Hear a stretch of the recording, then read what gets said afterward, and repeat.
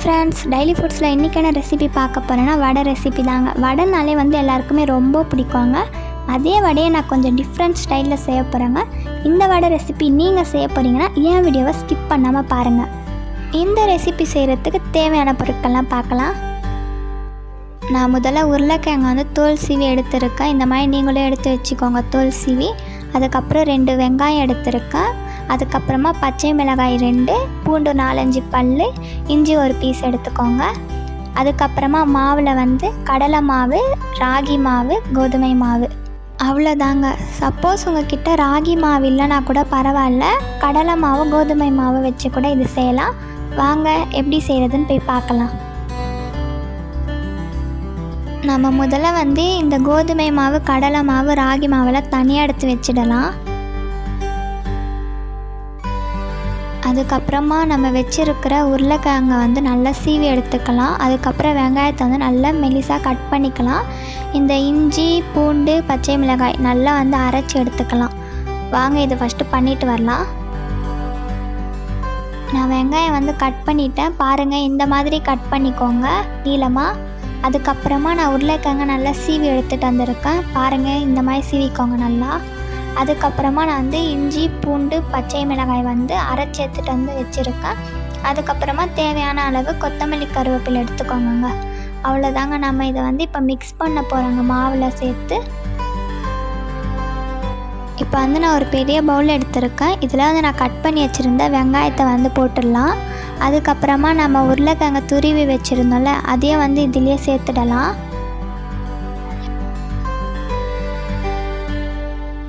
ரெண்டுமே சேர்த்ததுக்கப்புறமா கடலை மாவு எடுத்து இதிலே போட்டுருங்க. நான் ஒரு கப் ஃபுல்லாக எடுத்துருக்கேன்.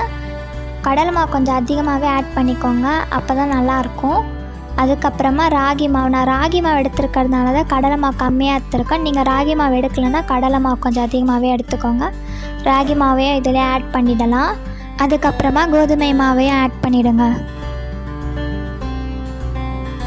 இப்போ நம்ம அரைச்சி வச்சுருந்தோம்ல பச்சை மிளகாய், பூண்டு, இஞ்சி, அதுக்கப்புறம் கொத்தமல்லி, கருவேப்பிலை இதையும் போட்டுருங்க இதிலே. அதுக்கப்புறமா நான் தேவையான அளவு சால்ட் ஆட் பண்ணிக்கிறேன். உங்களுக்கு எவ்வளோ வேணுமோ அந்த அளவுக்கு ஆட் பண்ணிக்கோங்க. அதுக்கப்புறமா பேக்கிங் சோடா 1 டீஸ்பூன் ஆட் பண்ணிக்கிறேன். நான் எல்லாத்தையுமே ஆட் பண்ணிவிட்டேன். இப்போ நான் மிக்ஸ் பண்ண போகிறேன். நமக்கு வெங்காயத்துலையுமே சரி, உருளைக்கிழங்குலுமே சரி ஈரப்பதம் இருக்கும். அதனால் நம்ம கொஞ்சமாக தண்ணி ஆட் பண்ணிக்கலாம். நிறைய ஆட் பண்ணாதீங்க தண்ணி. பாருங்கள், நான் மிக்ஸ் பண்ணதுக்கப்புறம் காட்டுறேன் எப்படி இருக்குன்னு. பாருங்கள், நான் கொஞ்சம் தண்ணி ஊற்றுனதுனால இந்த மாதிரி பதத்துக்கு வந்திருக்கு. இந்த மாதிரி பதம் வந்ததுக்கப்புறமா ஒரு 5 மினிட்ஸ் அப்படியே வச்சுடுங்க. அதுக்கப்புறமா பொரித்து எடுத்துடலாங்க வடை.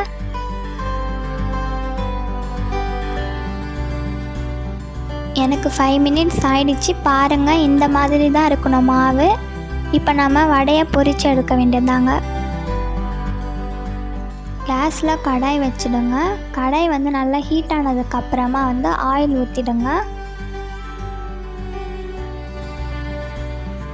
எனக்கு ஆயில் நல்லா ஹீட் ஆகிடுச்சு. இப்போ இந்த மாவை நம்ம வடை தட்டுற மாதிரி தட்டி இந்த ஆயிலில் போட போகிறோம். நான் போடுறேன் பாருங்கள், நீங்கள் இந்த மாதிரி தட்டி போடுங்க.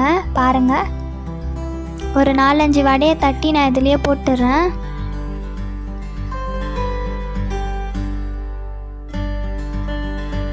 நான் வடையெல்லாம் தட்டி போட்டுட்டேன். இந்த டைமில் நம்ம திருப்பி போடணும். பாருங்கள், ரெட்டாக ஆகிடுச்சு. இப்போ திருப்பி போட்டுடலாம் ஒன்றொன்னா.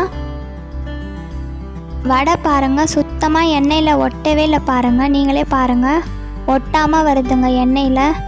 ஒரு துளி கூட ஒட்டவே இல்லைங்க எண்ணெயில். நான் போட்ட வடை எல்லாமே எண்ணெயில் நல்லா பொரிஞ்சிடுச்சு. பாருங்கள், இப்போ நம்ம இதை எடுத்துடலாம். நான் ஒரு வடையை எடுத்து ஒரு பவுலில் போட்டுக்கிறேன்.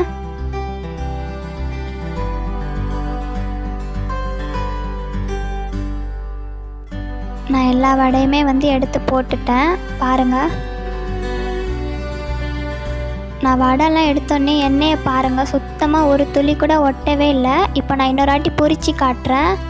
பாருங்கள், திரும்பவும் நான் போடுற வடையை போட்டு பொரித்து காட்டுறேன். இப்போ நான் இருக்கிற எல்லா வடையுமே ஆயிலில் போட்டேன். இதே நான் பொரித்து அதே பவுல்லையே நான் எடுத்துடுறேன். பாருங்கள், நல்லா பொரிஞ்சிடுச்சு. இப்போ எடுத்துடலாம். அவ்வளோதாங்க, நம்மளுடைய வடை ரெசிபி ரெடி ஆகிடுச்சிங்க. நீங்களே பாருங்கள், உள்ளே எப்படி இருக்குன்னு காட்டுறேன். வெங்காயமும் உருளைக்கிழங்கும் நல்லா வெந்துட்டுருக்கு.